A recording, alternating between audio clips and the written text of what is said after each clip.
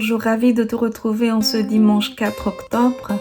Merci d'être là et n'oublie pas d'aimer et de partager la vidéo si elle te convainc. Nos textes d'aujourd'hui se trouvent dans Malachie 3, versets 13 à 20, première partie. Ensuite dans Philippiens 1, verset 27 et Philippiens 2, verset 4. Et enfin dans Matthieu 20, versets 1 à 16.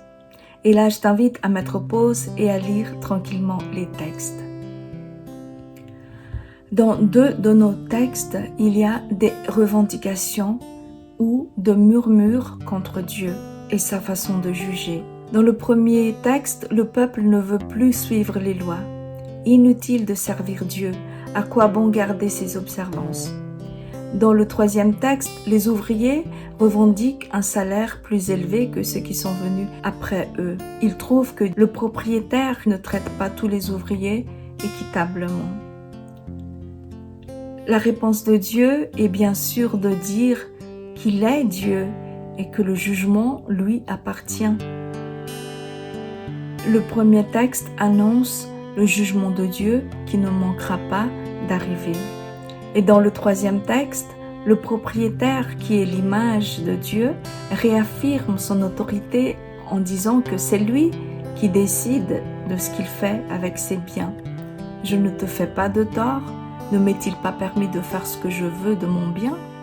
Et le deuxième texte affirme aussi l'autorité du Christ et la nécessité de marcher suivant le chemin qu'il trace. Mener une vie digne de l'évangile du Christ. L'image de la marche est parlante pour la question qui nous occupe aujourd'hui. En effet, nous les chrétiens, nous sommes souvent frustrés de devoir marcher sur le chemin que Jésus trace pour nous quand nous voyons que ceux qui empruntent un autre chemin, moins difficile, réussissent mieux que nous, vivent mieux que nous. Ils ont l'air d'être plus heureux que nous. Mais Dieu nous dit qu'il nous faut être patients et lui faire confiance, car ce que nous voyons n'est pas ce qu'il voit lui. Autant les cieux sont élevés au-dessus de la terre, autant mes voies sont élevées au-dessus de vos voies et mes pensées au-dessus de vos pensées. Approchons-nous de notre texte de Matthieu, la parabole des ouvriers du 11e heure. La toute dernière phrase de notre texte dit « Les derniers seront premiers et les premiers seront derniers ». Pourquoi les derniers seront premiers et les premiers seront derniers? Tout simplement parce que lors de cette course ou de cette marche, eh bien, il y en a qui ont accéléré et d'autres qui ont ralenti. Et même la personne qui a accéléré peut ralentir et puis réaccélérer, etc., etc. L'effort n'était pas de tous les instants, alors qu'il devait être de tous les instants. Marcher devant Dieu est l'expression utilisée dans la Bible pour désigner l'action de marcher droit, marcher dans la justice, selon les lois de Dieu. Quand on marche devant quelqu'un, même si c'est pas Dieu, eh bien, on soigne notre démarche. On se dit, est-ce que tout est OK derrière? Donc, marcher devant Dieu, c'est faire attention à chaque pas qu'on fait. À Abraham, Dieu a dit, marche devant moi et je te donnerai une terre. Et la Bible dit que Enoch a marché pendant 300 ans devant Dieu. Résultat, il est monté vivant au ciel. Donc, marcher devant Dieu, ce n'est pas juste marcher, mais c'est marcher prudemment, droitement, sagement, à chaque instant, tenir dans la durée, se sentir observé, même si on ne voit pas la personne qui regarde, comme ce qui est marqué dans notre texte de Philippiens 1, afin que, si je viens vous voir, aussi absent, j'apprenne que vous tenez ferme. C'est d'être constant dans l'effort qui est important, parce qu'on se soumet à la vue de Dieu. Nos ouvriers qui ont travaillé toute la journée étaient constants dans l'effort en travaillant, mais ne voulaient pas se soumettre à cette vue du propriétaire. Mais en fait, le vrai effort, c'est de se soumettre à la vue du propriétaire. Nous avons ici le droit et la grâce qui se font face. Mais avec Dieu, personne ne peut parler de droit, mais seulement de grâce. Les ouvriers ont oublié que c'est par grâce qu'ils ont ce travail et non par droit. Ils auraient pu ne pas travailler du tout. Tout le monde avait besoin de travailler quand le propriétaire a bien voulu les embaucher. Ça rappelle ce que ce disciple qui s'appelait Ananias et qui habitait à Damas, ça rappelle un peu ce qu'il devait ressentir quand Jésus lui dit qu'il faut qu'il aille voir Saul pour guérir ses yeux qui sont devenus aveugles. Or, Saul était l'adversaire. Il a fait beaucoup de mal aux chrétiens. Mais voilà, avec Dieu, on ne peut parler de droit, mais seulement de grâce.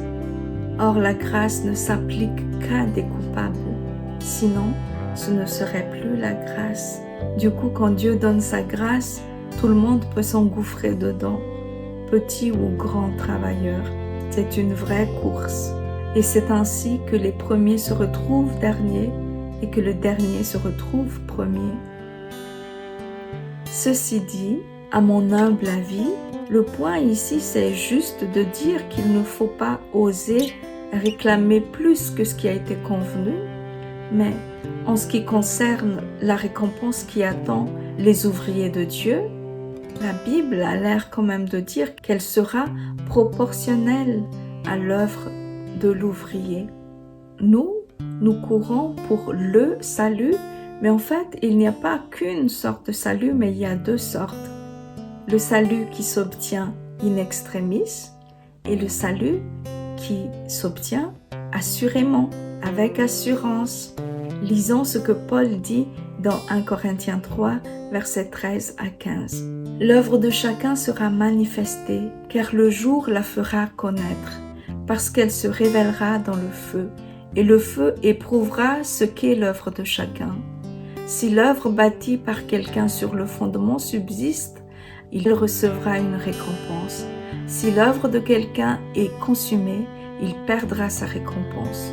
Pour lui, il sera sauvé, mais comme au travers du feu. » Voilà, la récompense ne sera pas la même pour tous les sauvés. Et Jésus même a dit dans Matthieu 19, 29 cette différence dans les récompenses. Il y en a qui recevront plus que la vie éternelle. C'est ceux qui ont quitté sa famille pour la cause de l'Évangile.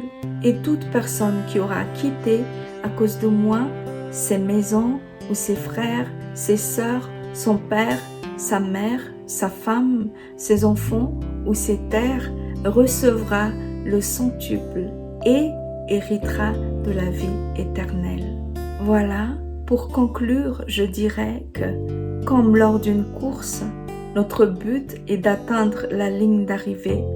Et il y a un autre but plus louable qui ne serait pas de courir et d'arriver sur le gang qui marque la fin de la course, mais de finir la course brillamment en recevant, en plus de la récompense de celui qui est arrivé, une autre récompense qui est la médaille des plus méritants. Bref, courir de façon à s'assurer sa récompense, prendre son salut en main.